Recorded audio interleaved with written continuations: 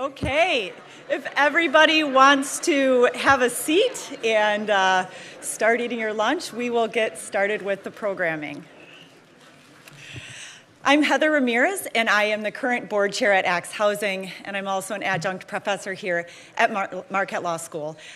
It is my pleasure to welcome you here today, and it's really great to see so many familiar faces in this crowd. Thank you for your interest in learning more about affordable homeownership here in Milwaukee and how Axe and its partners are working hard to increase access and reduce barriers in the city of Milwaukee. I joined the Axe board in 2020, and in just the past 2 years, Axe has helped over 600 families become new homeowners here in Milwaukee.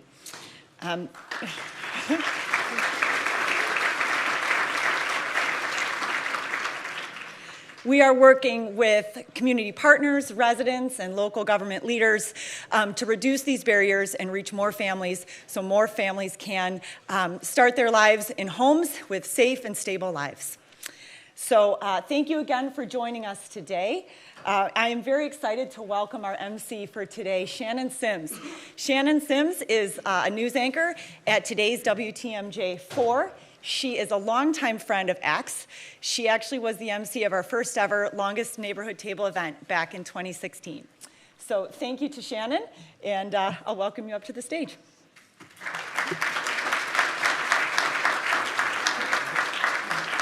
Good afternoon, everyone. Thank you, Heather, for that introduction. It is really incredible that I can say I remember Axe back when it was like a really best kept secret. And if you haven't done the bus tour, get on board, because that is where you will really see how Axe is changing lives here in Milwaukee and the impact that they've made. Now, both as a journalist and a person who lives in Milwaukee, works in Milwaukee, I have seen over the past 10 years and reported on the decrease of home ownership, the rates of home ownership, the gap between African Americans and white families here in our city. And it really was surprising to me to learn of investor predator lending, or investor predators coming into the city of Milwaukee, getting homes, making it hard for those who could actually live and work here in Milwaukee. It is my pleasure now to invite our keynote speaker for the afternoon, John Johnson, to the stage. John Johnson is a research fellow here at Marquette Law School's Lombard Center for the Public Policy Research and Civic Education. He's a quantitative social scientist whose research on the home ownership gap was first published in the Milwaukee Journal-Sentinel back in January of 2020. In that article, which was co-authored by Mike Goucher, he has continued to moderate, research, and publish data related to Milwaukee's housing market over the last several years. His latest findings appeared in the Journal-Sentinel on November of 2022, and without further ado, I ask that John Johnson and you give him a warm welcome as he comes to talk to us today.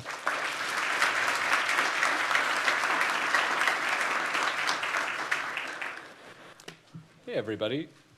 It's great to see you all here today. Thanks for coming out, and we appreciate your interest in this important topic. Let's see. So today, in the next few minutes, I'm going to describe to you what I see as the two phases Milwaukee's housing market has gone through since the housing crisis began in around 2006. From 2006 to 2018, homeownership plummeted in the city, and then there was an inflection point around the year 2018. Since then, homeownership has begun to recover, but in both periods, out-of-state investment soared. It grew while homeownership was shrinking, and it's continued to grow at the same or even a greater pace in the last few years. But looking under the hood, we see that the kinds of buyers and sellers have changed in an important way. These two graphs really capture the meat of what I'm talking about. So on the left, you see the share of houses in Milwaukee that are owned by their occupier. This is a good point to say that today I'm talking about single-family homes, duplexes, triplexes, and condominiums, the kind of place a family might buy to live in, even if they have another tenant there, possibly. We're not talking about apartment buildings that have 4 or more units today.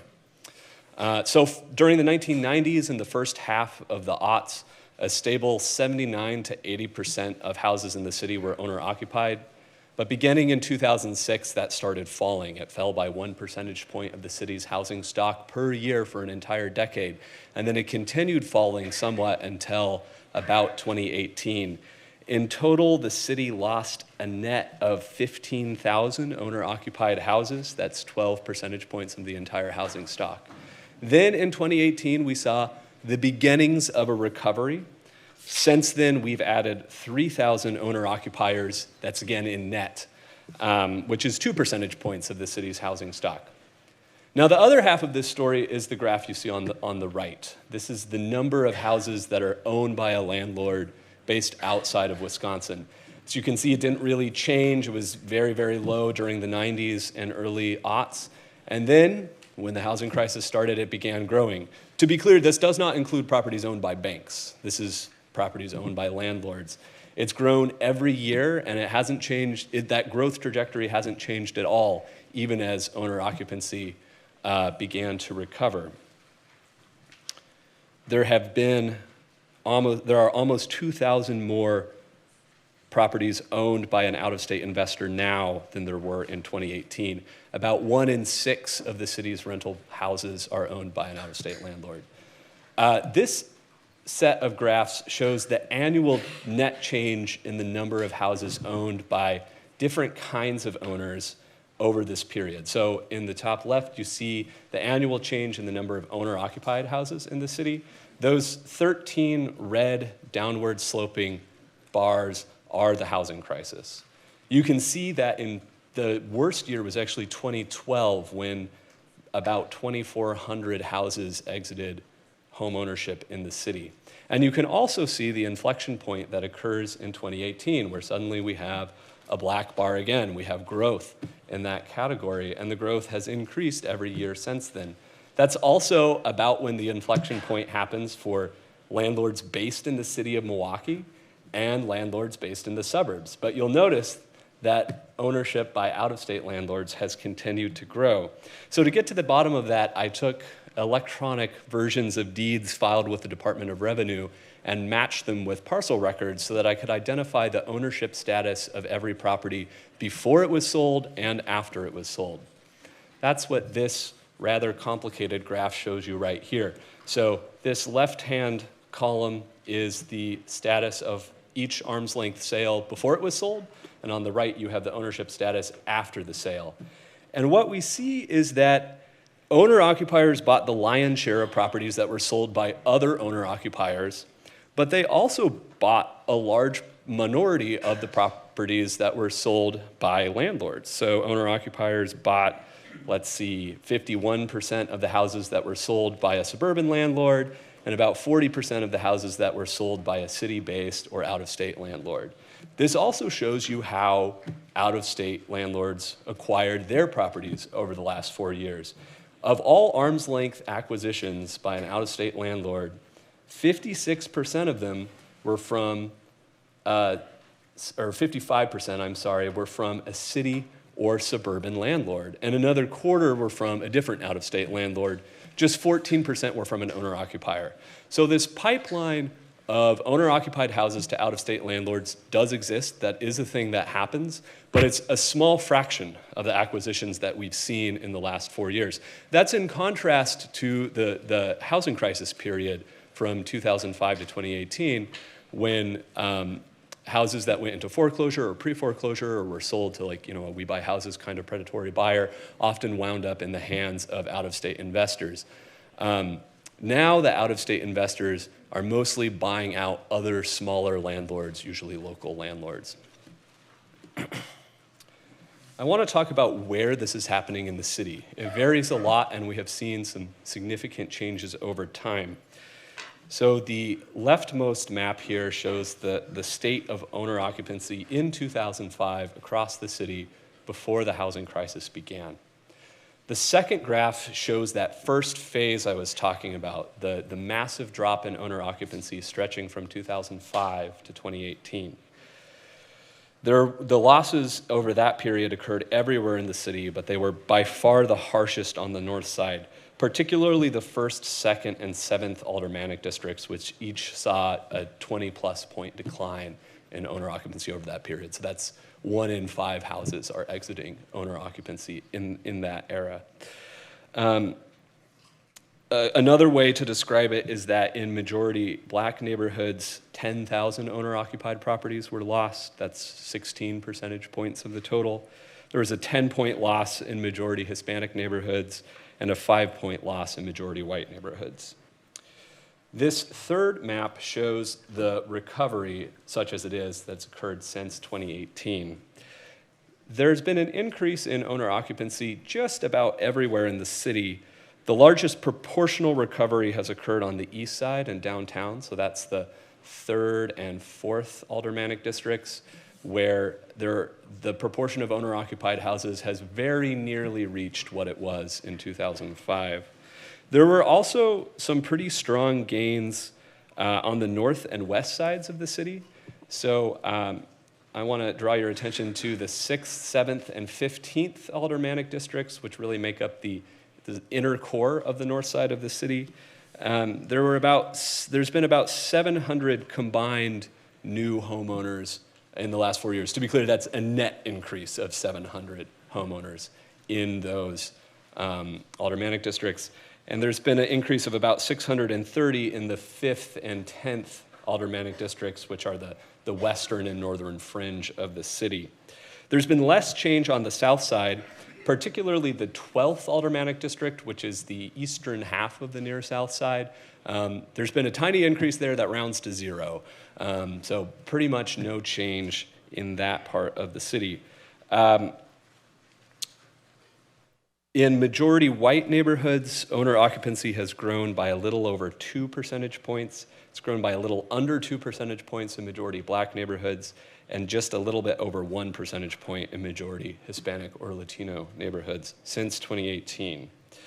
Last thing I want to draw your attention to here before we move on is the contrast between the 2nd aldermanic district, which is located around Havenwood State Forest on the northwest side. This is the district that Mayor Johnson represented on the Common Council, and the 14th district, which covers the neighborhood of Bayview and some surrounding areas. In 2005, owner occupancy was higher in the 2nd district than it was in the 14th by 2 percentage points. 87% of houses in the 2nd aldermanic district were owner occupied. Today, just 67% are, 13 points lower than the 14th district. These maps show where out-of-state investors have acquired properties in the last 4 years, just the north side. It's been entirely concentrated on the north side of the city. Today, out-of-state landlords own nearly 1 in 4 rentals in majority black neighborhoods. In fact, in majority white neighborhoods, the number of properties owned by an out-of-state landlord actually fell by almost 100 over the last 4 years, while in majority black neighborhoods, it grew by about 1,900. It changed basically not at all in majority Latino neighborhoods. Again, I want to talk about the 6th, 7th, and 15th aldermanic districts, that inner core of the city. Those added, as we said, about 700 new homeowners in net in the last 4 years. They added over 1,000 properties owned by out-of-state investors. So as you might guess, the concentration of this out-of-state investment in a specific part of the city, where we have also seen an increase in owner occupancy, means that would-be middle and lower middle and working class home buyers are really directly competing for these affordable homes with a set of investors in the city. That's what that competition is what this graph shows you. So on the x-axis, we have the net change in the number of owner-occupied properties in each of these aldermanic districts over the last 4 years. And on the y-axis, we have the net change in the number of properties owned by an out-of-state landlord. We've got this diagonal dashed line in the middle. If the dot is below that line, there have been more owner-occupied properties added than there have been out-of-state landlord properties added. If it's above the line, the reverse is true. So you can see there's this set of aldermanic districts where there's been varying degrees of an increase in owner occupancy, but really no attention from out-of-state investors at all. So in the 12th district, for example, there's been little change in either case. In the 8th district, there's been a smallish increase in owner occupancy and no interest from out-of-state investors. In the 5th district, there's been a big increase in owner occupancy and basically no interest from out-of-state investors. Contrast that with a place like the 1st district, or the 7th, or the 2nd, or the 15th, the 6th, the 9th, the 10th, where there have been big increases in both categories. So to name some specific neighborhoods where this competition is most fierce: Sherman Park, Thurston Woods, Uptown, Washington Park, St. Joe's, Harambe. These are all places where the supply of $80,000 to $120,000 houses, let's say, is being fiercely competed over by these two kinds of buyers. I think a natural question everyone always has is, how is this affecting prices? I think, of course, the increase in buying activity has to drive prices up, but it's worth pointing out that landlords continue to find the best deals in the market. So this shows you the median price paid by different kinds of transactions over the last 4 years. In this past December, when an owner-occupier bought a house from another owner-occupier, that had a median value of $200,000, up from $158,000 in 2019. When an owner-occupier bought a house from a landlord, so flipping it, so to speak, that cost a median price of $152,000 this past December versus $135,000 in 2019. And if the property was bought by a landlord, they paid a median price of $96,000 in December compared to $61,000 in 2019. The prices have increased everywhere in the city, ranging from a $30,000 median increase on the near south side in the 8th district to a $70,000 increase in the 14th district, which covers Bayview. But the largest proportional increases do come on the north side of the city: 84% increase in the 15th district, 78% in the 2nd, and so on. The last thing I want to talk about today are who the specific largest landlords in the city are, again, of just single-family homes, duplexes, triplexes, and condominiums. During that first era of the housing crisis, when we had the initial increase in out-of-state investment, it was mostly sort of small-time individual investors who are putting together portfolios of a few houses up to a dozen, a couple dozen in the very largest instances. That is different than what has happened since 2018. We've seen the entrance of these 3 large private equity-backed landlords into the city. They are Highgrove Holdings, SFR3, and Vinebrook Homes. Collectively, they own nearly 1,500 properties now, up from just about 80 in 2018. Vinebrook and SFR3 focus on roughly $100,000 single-family homes, and they buy mostly north of Capitol and west of 35th. So all the green dots in this map are Vinebrook Homes, and all the blue dots are SFR3. You can see that Vinebrook is by far the largest, and that while they do have a few houses on the south side, it's really a very small number compared to their purchases on the north and northwest parts of the city. Highgrove is a little different. They focus particularly on duplexes, usually in that $50,000 to $60,000 range. And they mostly buy houses south of Capitol and between like 175 and Holton. Highgrove always puts these little metal signs above the porch on their properties. So if you go through like Washington Park or Harambe, you'll notice entire blocks where like half the houses will have one of those signs above the porch. All of these companies and others who are operating in the city frequently use package deals to buy their properties. These have really grown in popularity in the last few years. I think about 800 houses were sold this way in 2022. Now, when landlords buy properties in package deals, they usually get a price discount relative to what that house would sell for if it was listed individually on MLS.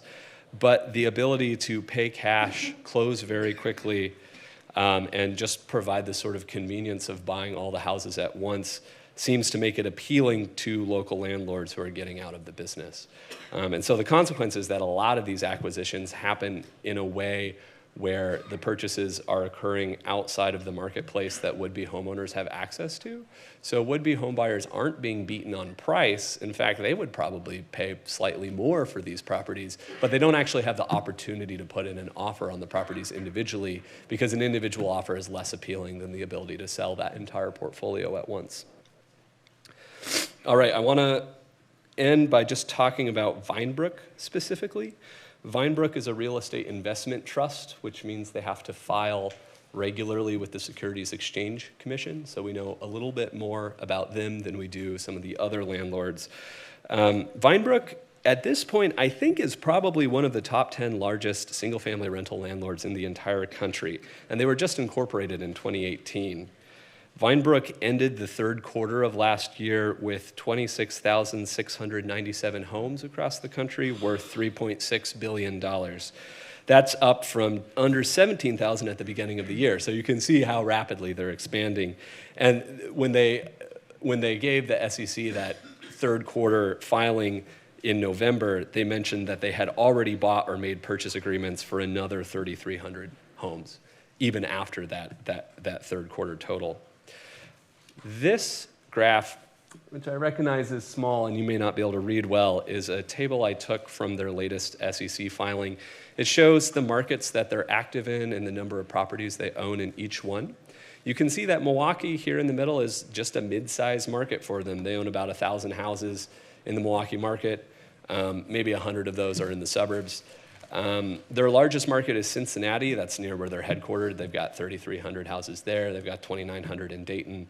But it's these kinds of post-industrial Rust Belt cities where they've really emphasized their business model. Now, as we move into 2023, I have a few things I'll be looking for.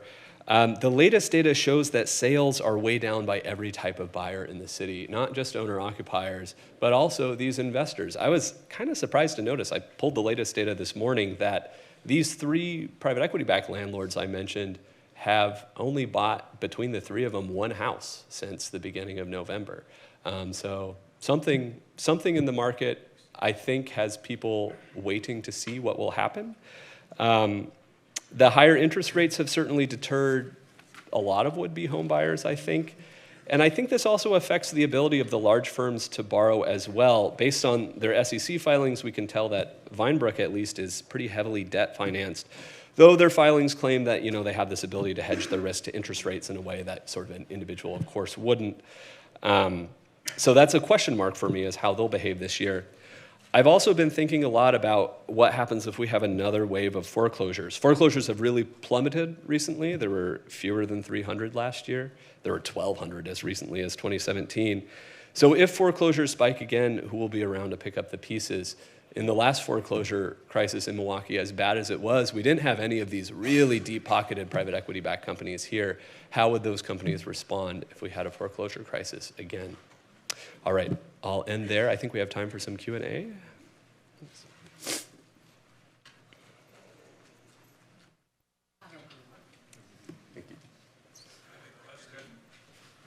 you have a question, especially if you're in the front too, there should be a button on your chair where you can just raise your hand and ask your question. Otherwise, we also have a mic floating around. So if you want to physically raise your hand in the back, we'll have somebody come to you.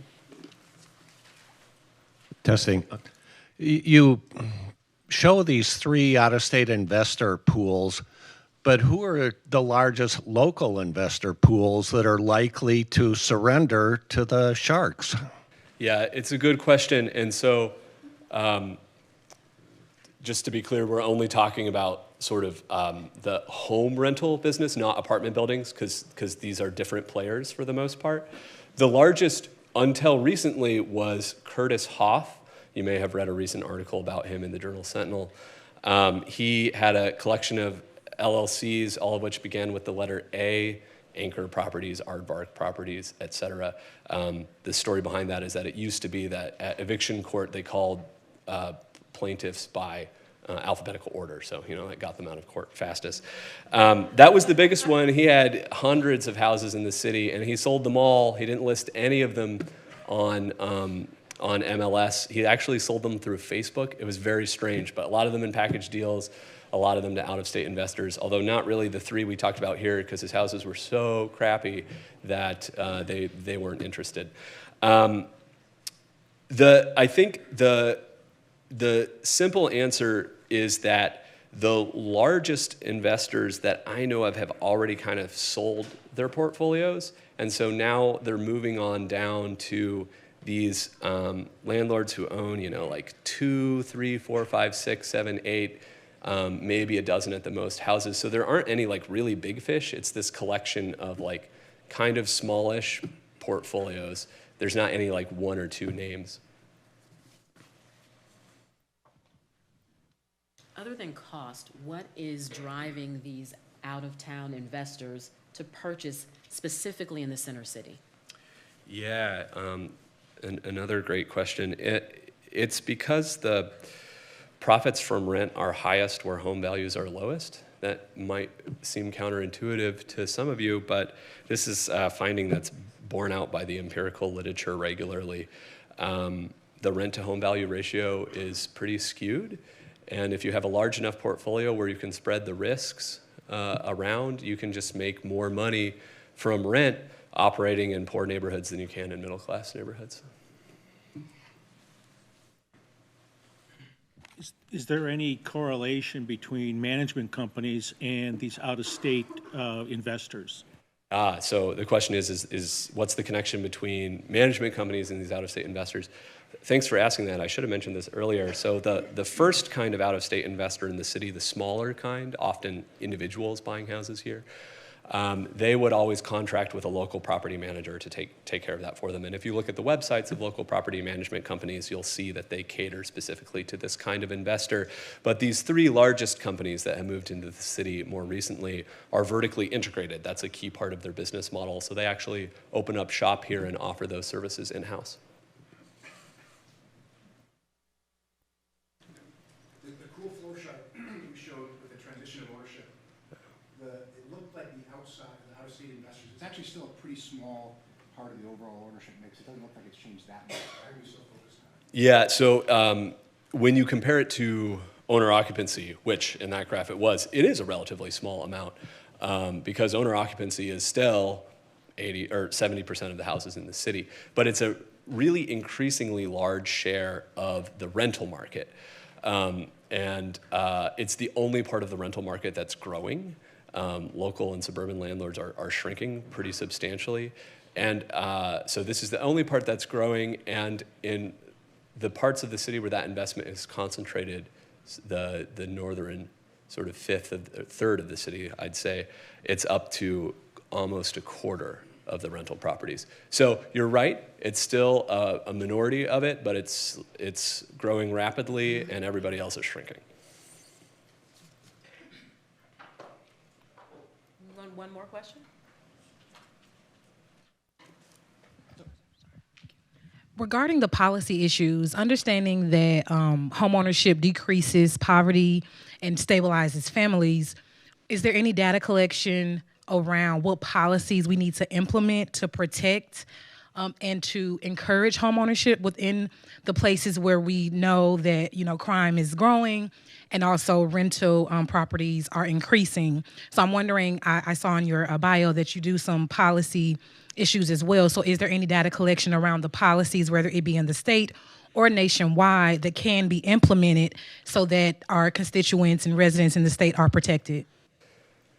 Yeah, thanks for the question. Teig Smith, who's over here, Teig Whaley-Smith, has a lot to say about that, more intelligently than I can. It's difficult, in Milwaukee because of our state government, which has put a lot of barriers to these kinds of policies. But when you read the filings that these companies make to their investors and things like that, it's very clear that these companies are acutely aware of the regulatory environment in every market that they enter. And so if they perceive that their feet are going to be held to the fire in terms of having to keep properties up to code and those kinds of things, they're much less likely to buy properties there. And so I think holding landlords accountable to the law is the best strategy.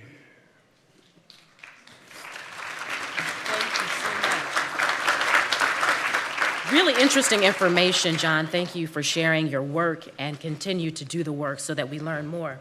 Sorry, I have something in my throat.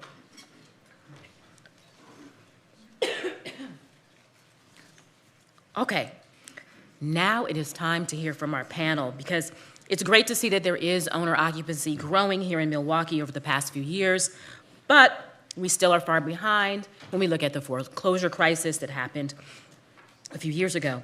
I am eager to hear from our panelists today who are thought leaders in this space and what they're seeing and what their organizations are focusing on today. So I'd like to ask these 4 people to make their way to the front. D. Kemp, the Vice President of Programs at Axe Housing. Elmer Moore Jr., Wisconsin Housing and Economic Development Authority's Chief Executive Officer, WEDA. Teig Whaley-Smith, the Chief Alliance Executive of Milwaukee's Community Development Alliance, and Dorothy York, our VP President of Real Estate at Axe Housing.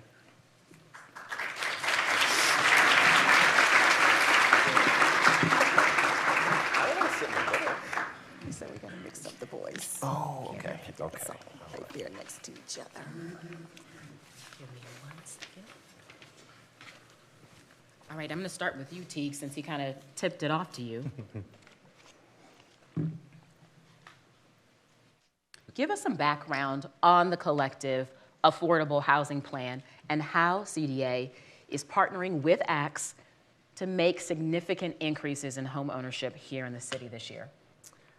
Thank you so much, and thank you all for coming today. Again, my name is Teig Whaley-Smith, and what really drives me is I want to make Milwaukee the best place on planet Earth, particularly for those families that have been left out of the larger social, political, and economic systems. I do that currently at a day job at a wonderful organization called the Community Development Alliance, and I see so many members of the Alliance in the audience, so good to see you, and good to see so many new faces that we hope will join the Alliance going forward. I really appreciated the comments that were made just previously on the policy side, which we can get to later, but specifically, I appreciated the acknowledgement of how important housing is.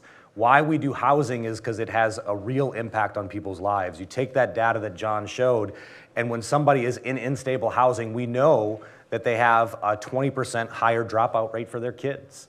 We know that they have 20% less employment opportunities and long-term employability.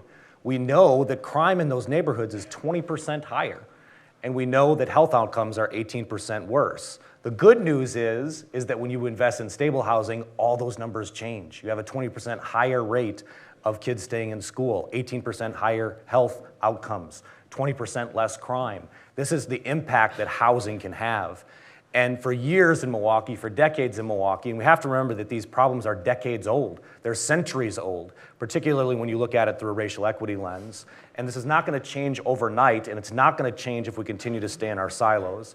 And I think this idea of predatory acquisition is a perfect example of why we need collective impact. Because to combat collective impact, it's too big of a problem for one organization to take on by themselves. It's going to take a contribution from the public sector, the private sector, philanthropy, practitioners, residents. And when you look at the resident-based plans throughout the city, those resident-based plans are screaming for home ownership. They know what the answer is in their neighborhoods, and they are screaming for an accomplice because they can't do it by themselves. And that's really what CDA strives to be, is an accomplice to the resident-based plans to live out their vision of home ownership in their own neighborhoods. And the acquisition fund that has been set up with Axe Housing is the perfect example, because part of the answer, not the entire answer, because there are great policy answers, which we can hopefully get to in Q&A, but part of the policy has to be to compete with these folks. We live in an environment where we have to compete for these units, and right now, homeowners cannot compete. Often they are offering higher prices, but their offers get rejected because they have contingencies, that they have to have an inspection, that they have to have an appraisal, and they have to have financing. And so sellers, even other homeowners, are telling them no because they can sell quick and easy.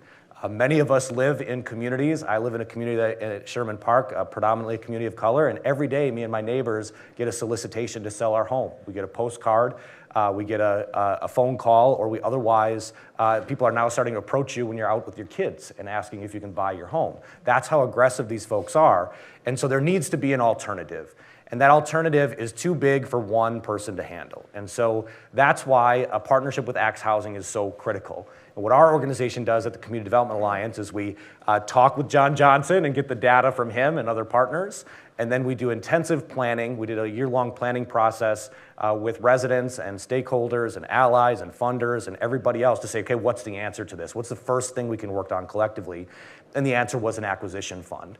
And so Axe Housing reached out and said, hey, we see that we need to start acquiring homes for the homeowners we serve. I think initially I had an idea of how can we acquire 10 homes, and we said, well, how about 100, right? Because that's what it's going to take to impact this. So we went through a 6-month planning process with Axe and their staff, and Dee and Dorothy here, to develop that business plan for an acquisition fund, using the data from John to say, hey, we got to size this thing right. We have to start looking at portfolio sales. We can't just look at single sales, and that helped us size the fund. And then we had a connection with funders that are at the table. I saw Gina Stope in the audience earlier. Zilber Family Foundation was the first in to say, yeah, we've been a part of the planning process. We want to be the first in with $1 million to help Axe hire the staff to be able to do this and give you some capital. And since that point, the total fundraising goal is $11 million. The second in was Wells Fargo, which came in with $2 million for the acquisition fund. And I was part of a larger $7.5 million contribution to Milwaukee. And then came the public sector, and $1.25 million from the city, $2 million from the county, and we expect some more announcements from some philanthropic partners coming soon. We're still about $3 million short, but what that does is in a standpoint of a year, after talking with John and getting the data, through collective impact, we were able to bring everybody to the table, design the fund, have staff hired at Axe to run that fund, and hire people to start acquiring homes. And all of that was done in a year standpoint, whereas if we don't have collective impact, those things take decades or sometimes don't even happen. And I'll reserve for the larger Q&A some of the policy answers that you're looking for. Do you talk about how this acquisition fund, how many people are we talking about this will affect in the Black and the Latino community? Yeah, so if you take those numbers that John gave you, what does that mean for Milwaukee? What does it mean for families? And what we see after talking with residents and looking at the census data is that we believe that there are 17,000 Black and Latino families that are ready, willing, and able to buy a $125,000 home or less. 17,000 families, okay? Of those 17,000 families in the market, there are only 1,500 properties available each year. So there's only one property for every 10 plus people. And 40% of those properties are being purchased by outside investors. And so that brings the number down that available to homeowners to about 800 for the 17,000 families that are waiting to buy a home. And so what needs to happen is that we need an acquisition fund, but we also need other strategies. We've never really built single-family homes for Black and Latino families in our country, specifically in Milwaukee.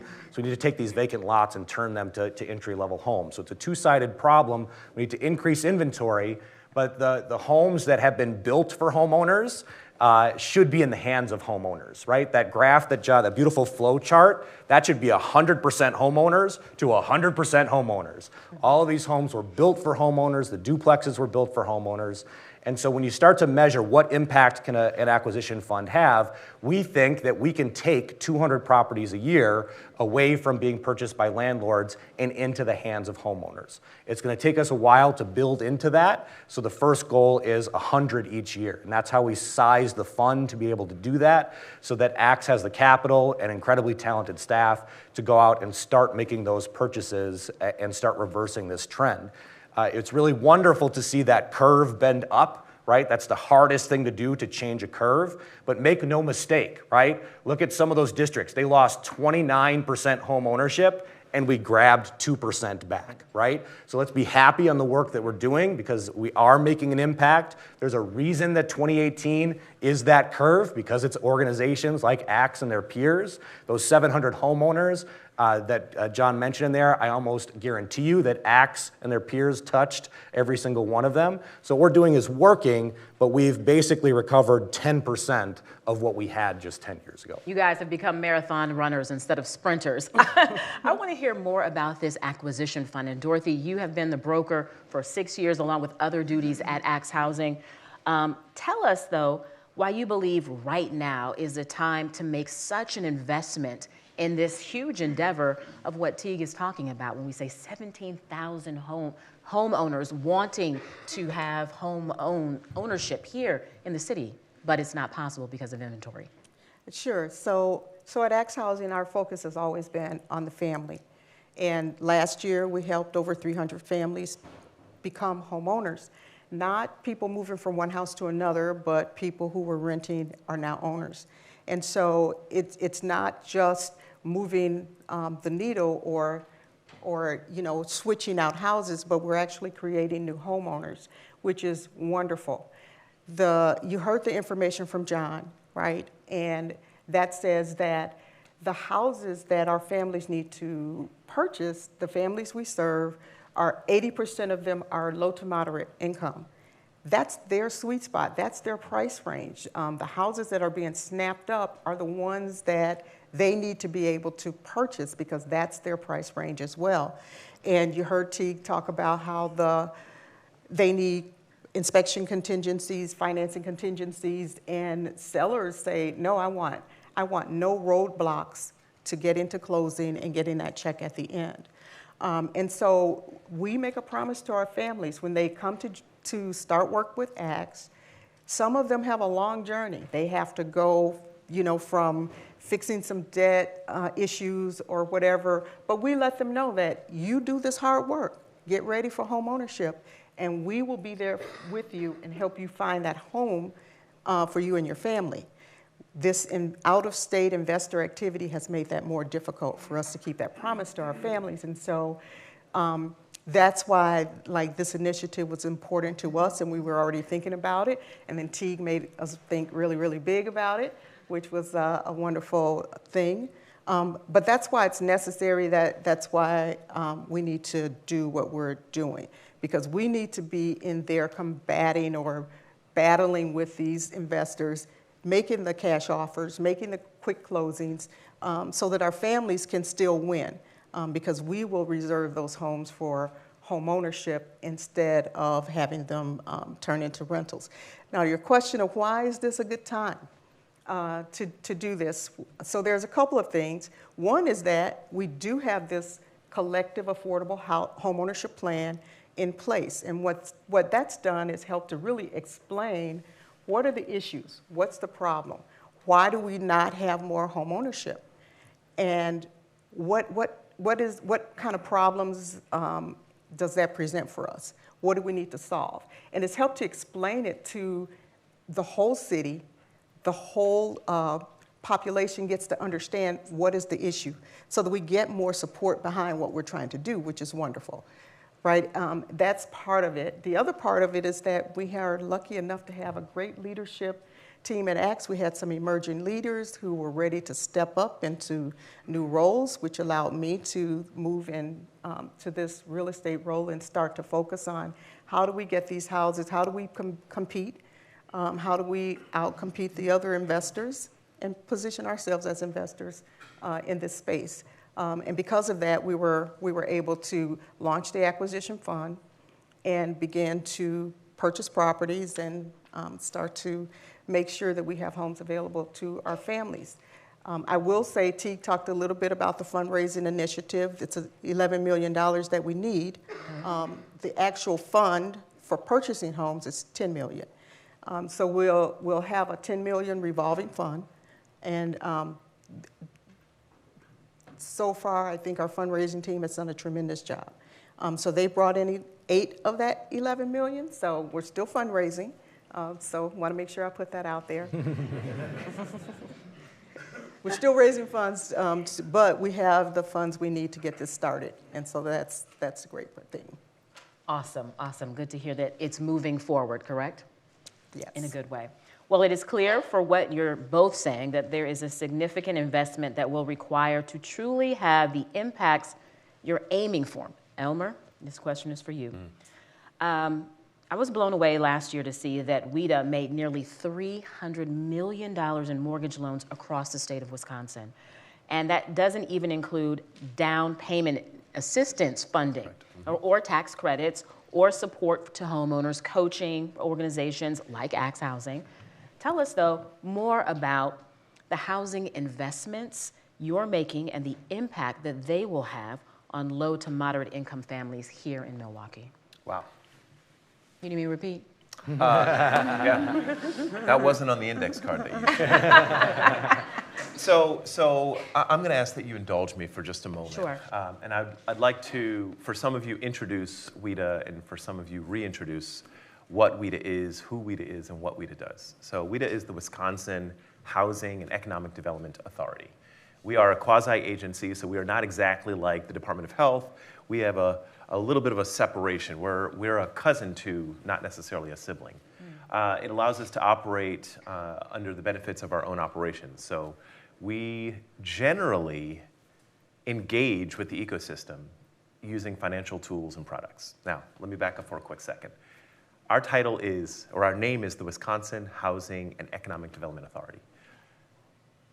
What do we have to do with this conversation? So we care about two extraordinary things. One is housing, and the other is economic development. And I'm going to offer to you that those things are more than related. They're overlapping. They are almost one and the same. In fact, our old strategy, or our old mission statement, was to stimulate the state's economy using a suite of economic or financial tools and resources. We believe that securing affordable, safe, stable housing is actually at the foundation of generating prosperity of every type: health, wellness, safety, comfort, and economic prosperity, to say the least. So why are we excited about this conversation? Because home ownership is one way that we can really add some fuel to the fire, generating generational wealth for families that look like mine, families that look like a lot of yours. It's the way that we can change the community. It's the way that we can engage in, quite honestly, a very high return investment opportunity. Teig talked about the implications of home ownership and community transition on crime, on education, and obviously on economic outcomes. These are high return investments that WIDA is so excited to participate in. The way that we do that is by making sure that we have mortgage products, renovation products, and down payment assistance for families who are part of the low and moderate income community. Let's put some numbers to that. What does that really look like? For here, where we are sitting right now, 50% AMI for a family of four is about $47,000. That means if they make half of the median income for a family of four, they're making $47,000. There's a lot of households like that. And when I say households, I mean places where people are living together, not necessarily homeowners or anything else. What do you think they can afford? What do you think they are choosing as their future when they look at what the market is currently? We have created a scenario in which people's ambitions are depressed, if not just suppressed. We have made it impossible for folks to engage in the long history of generational wealth creation. And so WIDA is very excited to make the kind of investments we are responsible for making to change that. What are we doing? Well, we have the African American and Latino Home Ownership Initiative.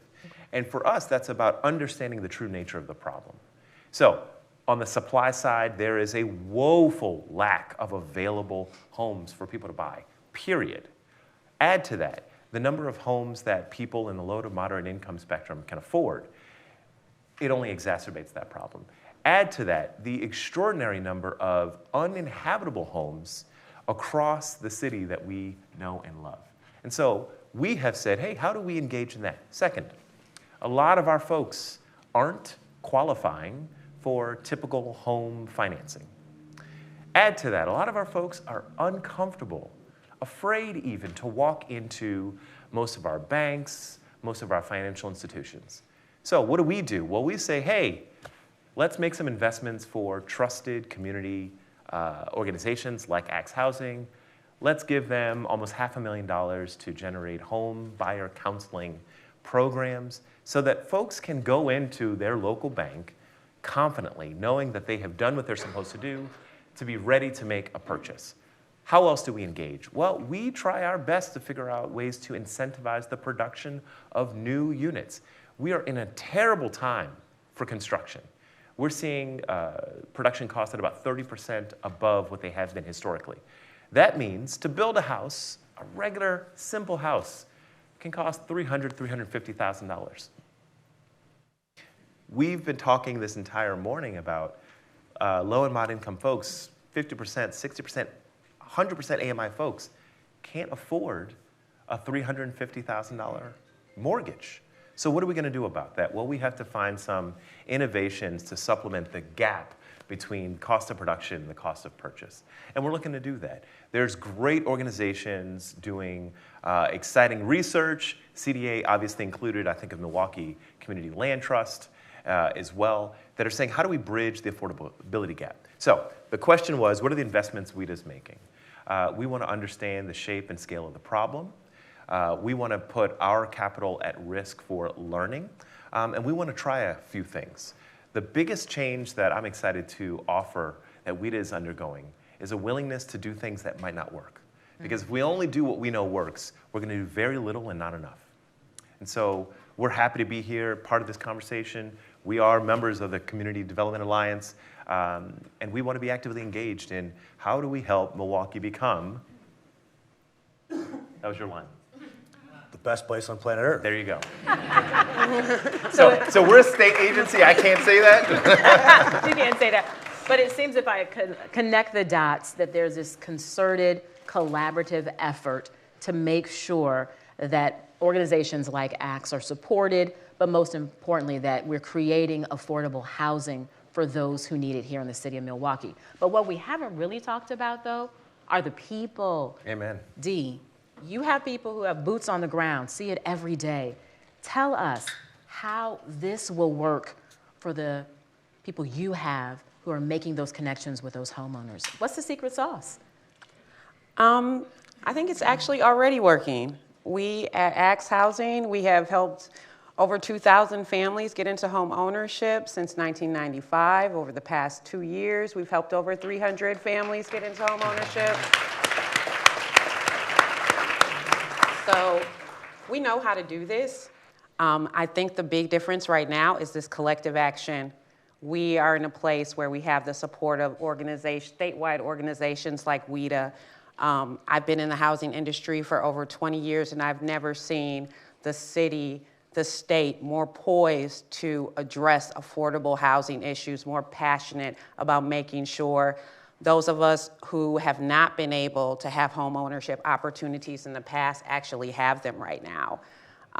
You look at that data, and for me, it's so upsetting to see this hyper focus on depriving particularly the African American community of home ownership opportunities. So to have city officials who are stepping up and saying, no, we're not going to allow this to happen. We're going to make sure that if you want home ownership, there are people in places right here in the city that are going to support you and guide you through that process.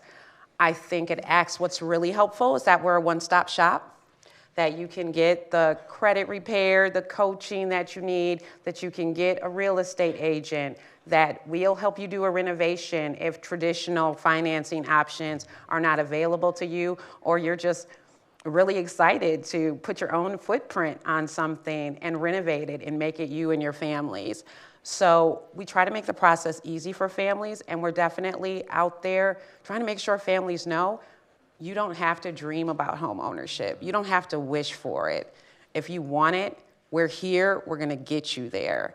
And having the community be so responsive to that and say, I do want that. I'm gonna stop wishing, and I'm gonna work with you to do what I have to do to position me and my family for home ownership and to start building wealth. There are just too many dreams deferred in our community. One of the saddest things I hear is people to say, I dream of being a homeowner. And I tell them, let's get that knocked out so you can dream bigger. So we've got great people in this city who... Dee, I want to buy a house. Yeah. Another house. But we've got such great people in this city who want to see each other do well and prosper. And it's about wrapping our hands around each other and saying, hey, I know you're not an expert in this. Come and see the experts, and we're gonna take you to where you wanna go. Awesome, I love it. So we took a few questions from the audience in order to save time, so I have chosen a few. I'm gonna start with Dorothy. The acquisition project is really exciting. Can you give us an idea, though, of the timeline between when ACTS purchases a home and when a family purchases it for owner occupancy?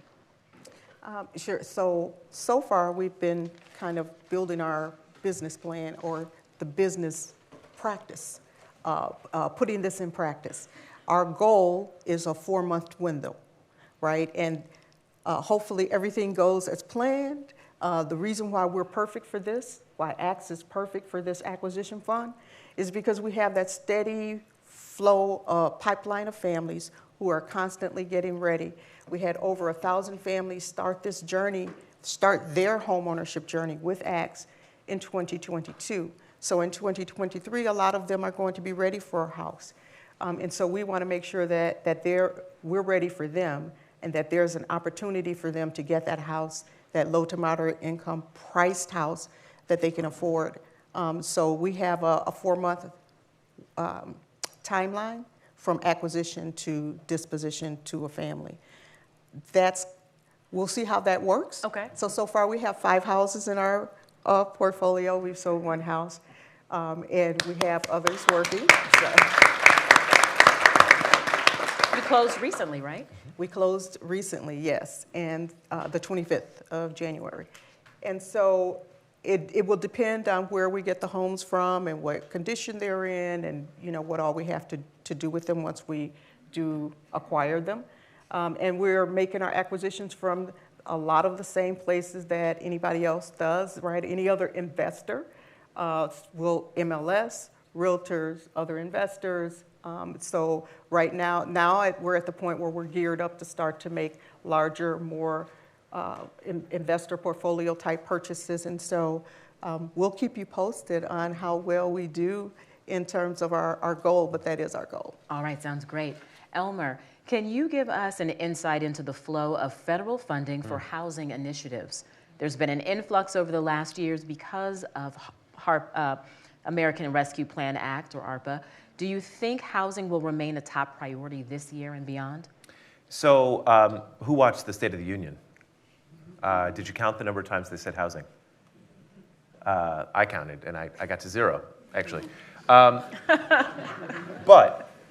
they just didn't use the word housing. Okay. I promise you, when you hear the federal government, or for that matter, my boss, Governor Evers, talk about health, when you hear him talk about jobs, workforce development, when you hear him talk about economic prosperity, when you hear him talk about anything, he's talking about housing. And that's not my vanity.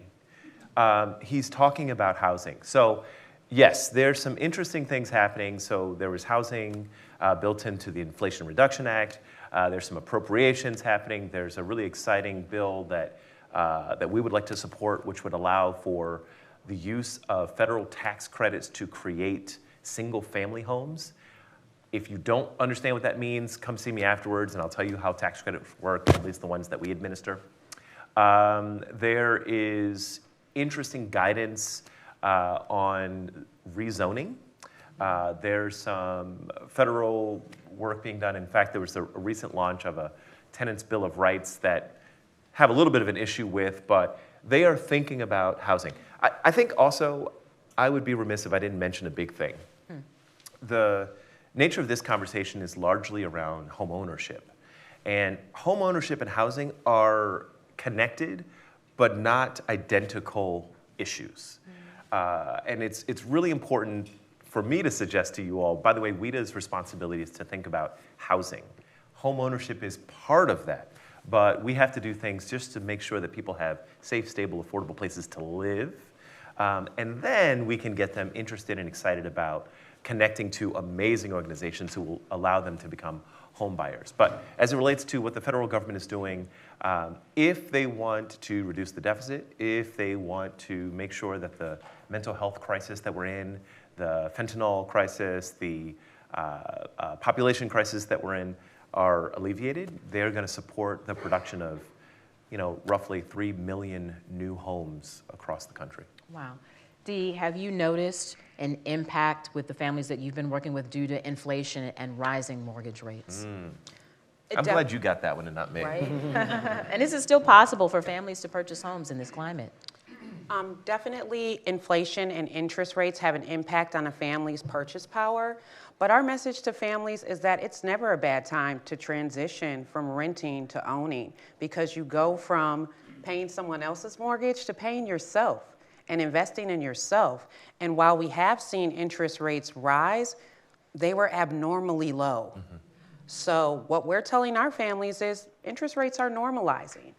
And this is a great time in this city to buy, particularly with all the collective action around affordable home ownership, all the down payment assistance that's available that may be gone after the ARPA funds have expired. So my message when I'm out in the community is that if you want to be a homeowner, you need to do that in the next couple of years, because the city, the state is rolling out the red carpet for home ownership. So we need to stop putting the barriers that we put in front of ourselves often.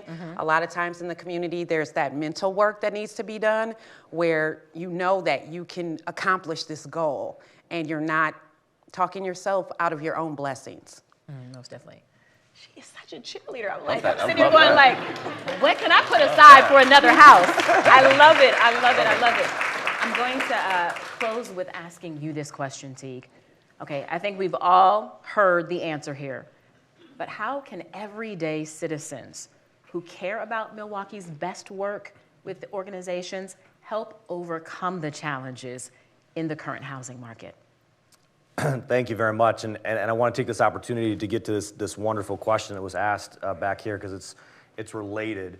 And so to kind of connect the dots here of what John was talking about, the data behind it, and we do need to set up the acquisition fund to compete. But what we do know is that through great policy, there can be a quality available home for everyone. How do we know this? Because we did it in the 1950s and 60s, but we didn't do it for everybody, right? And so my grandparents benefited from a VA loan that got them their first home, 1819 Winnemac Street in Madison. They built that house for $12,000 when the county median income was $6,000, right? County median income right now is $50,000. We need to figure out how to build $100,000 homes, right? Like, that's the challenge of our time. And during that time, we also saw this incredibly painful part of our history that we're still fighting against, of redlining, right? And we saw what bad policy did for people of color. So there are policy answers to this, but we have to have the political will to step up and say that predatory acquisition is the redlining of our time and we're done with it. And here are some of the things that other communities are doing. So for example, I'll start with what the city of Milwaukee is doing. There's an incredible range of what you can do from a policy perspective that ranges for simply asking these landlords to register so we know who you are. And it sends a signal that we are watching. And if you are requiring a license to sell candy to our kids, you need a license to rent out to our kids, right? And that is a very simple proposition. And the city of Milwaukee actually did that. And they did it in 2017, right in the middle of that mountain of outside investors that John showed. And they had the foresight because they were listening to neighbors, and the neighbor says, we have these outside investors coming in. We can't show it from a data perspective, but we know it, we feel it in our bones. And the city of Milwaukee reacted and created a policy that said, you need to register with us and you need to make sure that your property is code compliant within 90 days. A fairly middle of the road strategy when it comes to these things. Very quickly, the state legislature came in and preempted that strategy and wiped that away. And so this is what we need to acknowledge in our state if we care about these issues, is that there is a state policy that basically prevents the city of Milwaukee from enacting policy. And that is the redlining of our time and what we need to address. And so I could give you all of the great examples. I could give you the California-based model where they have a tenant right to purchase, right? It's also being done in Philadelphia to say, as a landlord, if you're going to sell, at least give the tenants a chance to purchase it before you sell it to somebody else, right? So that's a model that works. You can look at Atlanta, which has incredible black home ownership. We're second worst in the nation. Atlanta's not, right? And they passed something that said, hey, if you're going to be marketing to communities, you got to make sure you're not doing it in a discriminatory or in a bullying way, right? There's lots of great policies, but it's not because of inaction of your local leaders. It's because of this dynamic that you have a state of Wisconsin that has the constitutional authority to tell cities what they can and cannot do, and they've used that authority to say you can't regulate this area, and that has to change. And so that's one of the things that we can all do so here's 3 things that anybody in this room can do depending on your circumstance. One is if you want to be connected to these policy issues, so when there is a movement and there is a city budget hearing or there is a hearing on state policy, that you're connected to that. And you can do that by going to housingplan.org and just click subscribe, right? And now you are a part of the alliance, even if you're just receiving information. So that's housingplan.org, and you click on subscribe. That gets you connected to the work that we're doing, including the work of ACTS, or if you're interested in entry-level homes, et cetera. The second is it takes financial resources to do this, right? And so we all have some connection to financial resources, whether it's through our employer, the boards that we sit on, as an individual or otherwise. And so if the acquisition fund is your thing, absolutely, talk with ACTS. If acquisition funding isn't your thing and you want to work on some other housing strategy, that's what the Alliance is here to help you do. We have incredible community partners. I see Greater Milwaukee Foundation in the room, which is an incredible partner. Their whole job as a community foundation is to work with people to find the investment that fits, and they have an incredible housing strategy and help do that as well. So please reach out to those organizations. That would be number 2. And I'll leave you with this, particularly on the predatory acquisition. The number 1 thing you can do is when you hear these stories of people buying homes to rent out, and we hear it all the time, right? We used to hear it in hotel seminars. Now we hear it on TikTok and YouTube and otherwise. And now we hear it at the dinner table. And what you can do is you can look those folks in the eye, if you have some level of trust with them, and say the American dream is that every family can buy their own home. The American dream is not for you to buy your home and buy another home to rent out to somebody else. And you're taking a home away from a Black and Latino homeowner, because that's where the gap is. So please don't buy that home. When you sell your home, please make sure you sell it to the next generations to come forward. And that's the social change that we're going to need to see to change this problem. Can I get a round of applause for our panelists today? Thank you so much. So eye-opening. Well, I want to make sure that we have time to hear from the man who knows the plan, Michael Gossman, who is the CEO of ACTS Housing. Thank you again for joining us. Oh, we do? Oh, okay. Look, I was trying to... It's space. The mic is on the floor if you have a question.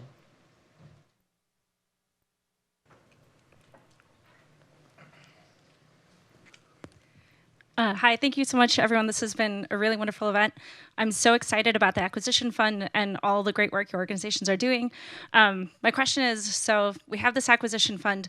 We know that a lot of these properties that have been held by investors are not going to be in great shape. So what support can we offer the buyers who are moving into those homes to make sure that they're up to code and, just in better condition than they're probably coming to ACTS Housing when they're bought from these investors? So I think I can take that one. And so a couple of things. So ACTS has been around for 26 years, and for 26 years we've been connecting families to houses, many of them that are not in great shape and need to be fixed up. And we do have a support team on board to help guide a family through the process of getting that house up to date if they were to purchase a home that needs repairs. So we have that in place, and we've always had that.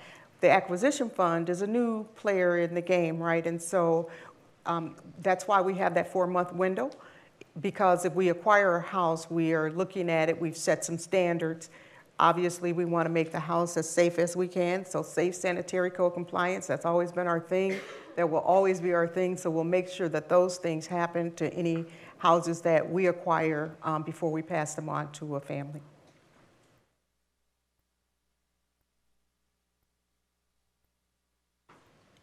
Good afternoon. I'm curious, there was a mention of cross-sector collaboration and the need for that to have success. I'm wondering, what conversations or what work is being done for school-age children as it relates to buying into these concepts so foundationally they understand, what their hope should be to be a homeowner and how to avoid some of the things that are happening right now. I can take that one. Definitely our homebuyer coaching team, we're educators and we're advocates.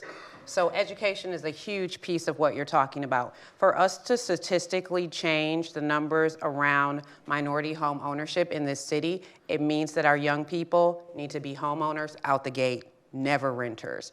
So absolutely, At ACTS, we always take advantage of opportunities and are looking at creating programs going into the future that really target minority young people and letting them know that home ownership is a feasible option for you. Our youngest homeowner last year was a 19-year-old African-American young woman. So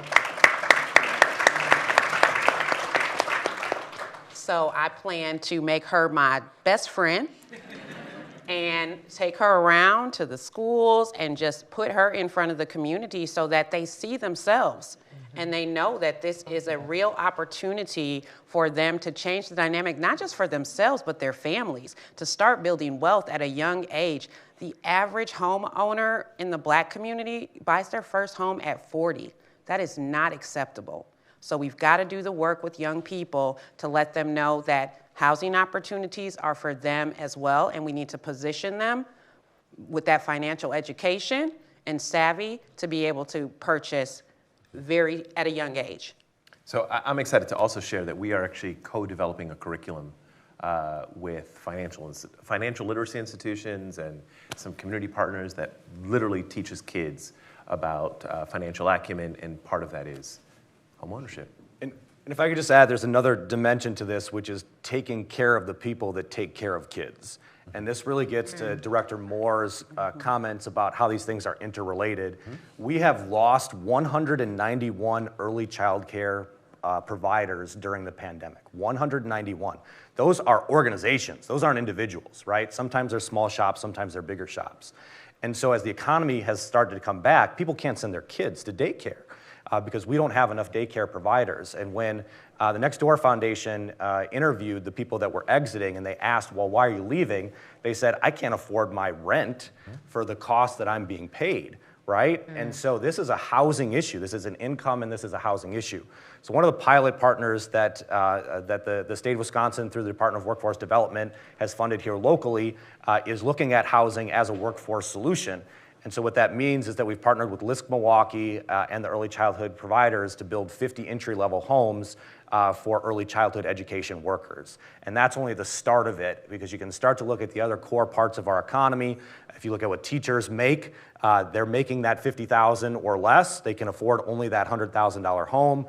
So these are the strategies of our time, is to be focusing on that, because the reality is that kids are going to look to what their parents are doing, if their parents are part of ACTS, right? And they're going to look at their teachers and their daycare workers and those folks are doing. And if you have those natural advocates to say, yes, I bought a home, here's how I did it, that starts to shift things. So I'll throw in yes to that, right? So that amazing partnership with workforce development, WDC, right? So economic development. It's funny that it's going to result in the production of houses. We weren't at the table. And that's not a bad thing. That's actually great, but that just shows how interconnected all these interests are. So Governor Evers is famous for talking about connecting the dots. They are more than, they are overlapping. And so really brilliant thinking, like how do we support our early childhood educators? One of the ways we do that is by making their job more valuable. Another way is making sure they have safe, stable, affordable place to live, which, by the way, makes their job more valuable. So I love that work, and I haven't seen you to say congratulations about that weed grant. I have time for one more question, if there's one.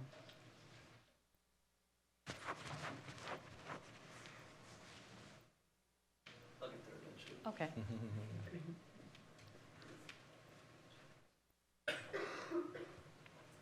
Thanks. If there was one obstacle each of you guys could remove in this super complicated ecosystem, what would it be? Just one. I'll go first. No way you just have one day to it. If there was one thing I could eliminate, it's that if you looked at the chart that we got shown, the average rent that these families are paying to these out-of-state landlords, that one group, was like $1,200. If we could go to that family and say, you're paying $1,200 a month for rent, which equates to a $110,000 mortgage, you're pre-approved. Go find a house that is going to be less than what you're paying for rent right now. I love seeing creative financing. There are multiple ways to get to the same destination, and we need to be thinking creatively always about how we can help transition people who want to move from renting to owning. I'm thinking. Thank you for throwing out that statistic about the cost of building and how much it costs to build the house. And, you know, as we are acquiring homes for the acquisition fund, many of them have to have repairs. And so I guess if I could remove that obstacle of the cost of construction or reconstruction, that would be a benefit to us getting more houses and getting more houses ready for families to occupy. Okay.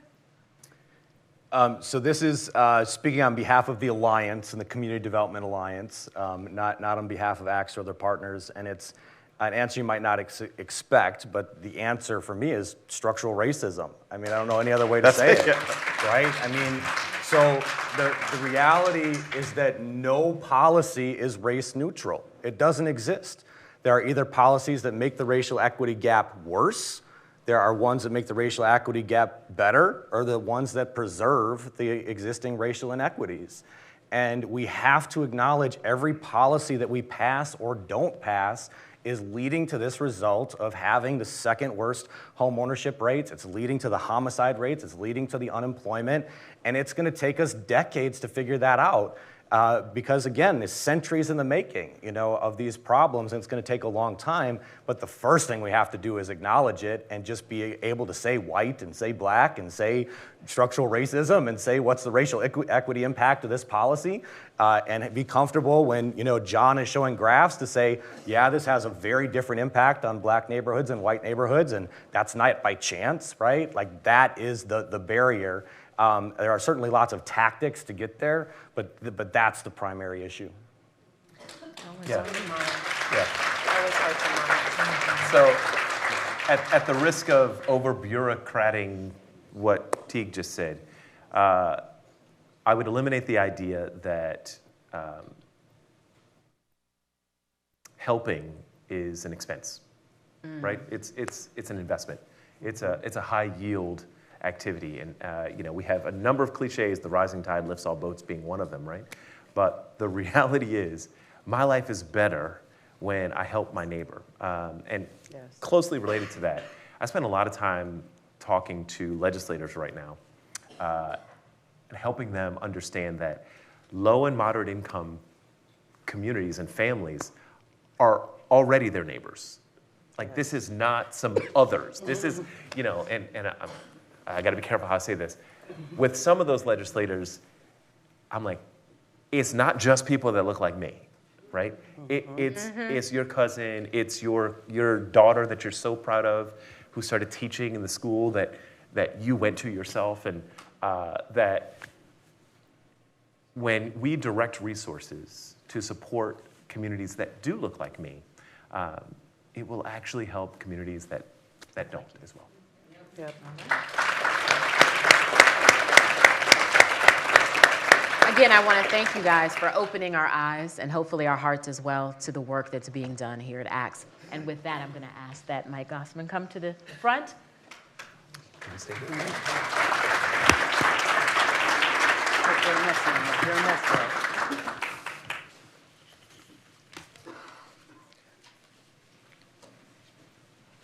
All right. Please join me. Let's give another round of applause to our moderator, Shannon Sims, our presenter, John Johnson.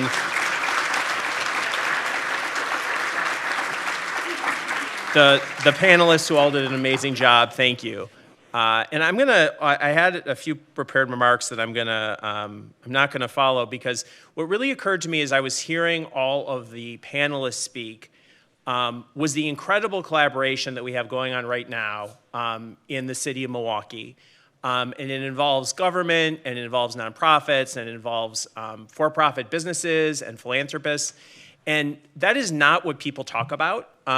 Very frequently when I'm meeting with people who want to support our efforts, their perception is that nonprofits don't want to work together, that there's always competition, that it's not about solving problems. And I think in the housing space right now, you have a moment where that's really not the case, that there is this incredible energy around working together to do something great.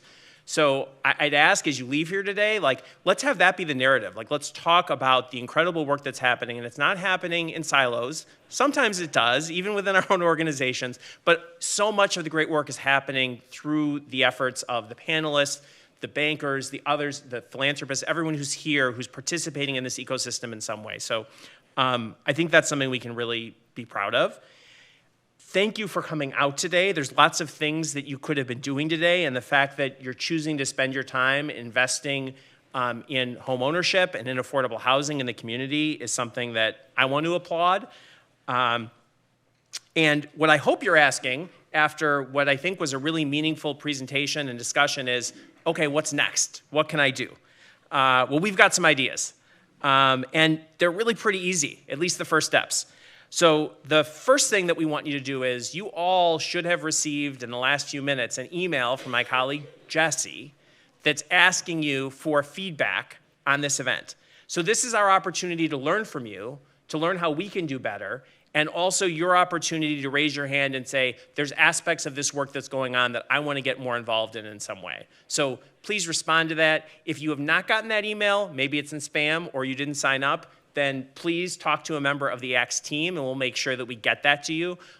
We really respond to the feedback that we receive. So you've already given us almost 90 minutes of your time. Give us 5 more minutes and let us know your opinions on how today's event went. Speaking of the ACTS team, when we end our team meetings, we typically end them with shout outs. That's the way that we like to recognize each other for our contributions. And we are so fortunate to have an incredible team at ACTS, many of whom are here today. We actually have representatives of our real estate department, our acquisitions team, our home buyer coaching department, fundraising, lending, and marketing. All are in this room. So can you raise your hands if you're on the ACTS team? Oh,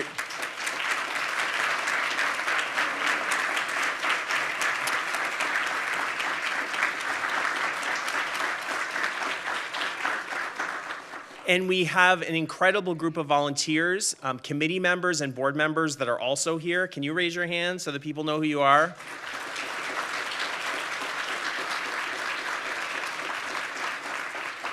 So the vast majority of us are going to be hanging out for a few minutes after this event. And so this is your chance. You know, we didn't have time. We like starting on time and ending on time. We're getting getting you out of here on time. But if you have questions that you wanted to ask or you didn't want to ask in front of a big group, a lot of us are going to be remaining here and we'd love to engage with you and continue the conversations. So fill out that feedback form and thank you so much.